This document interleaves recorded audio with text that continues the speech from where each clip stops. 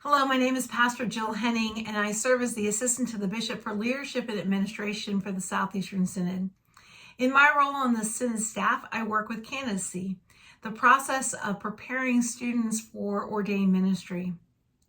Many of our seminaries now have programs that allow students to learn remotely, and this means that candidates no longer need to uproot their lives to attend seminary and move to a new place. With this opportunity, it means that there are less disruptions to families. Children can remain in their same schools.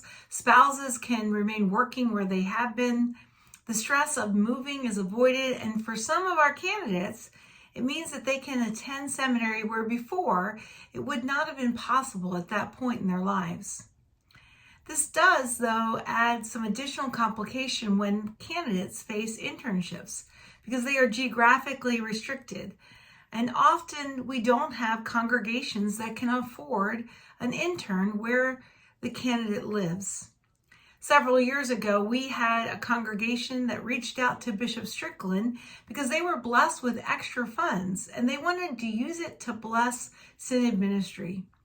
That gift that was over and beyond their normal mission support was an answer to a prayer.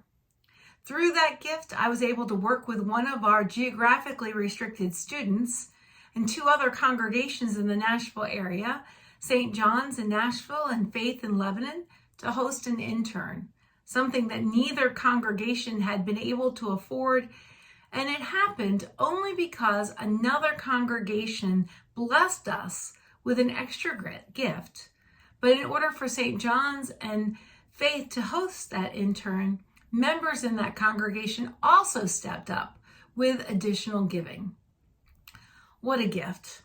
It gave a candidate the opportunity to do ministry in two very unique, wonderful congregations, and it allowed those two congregations to be a learning site and receive ministry through that intern.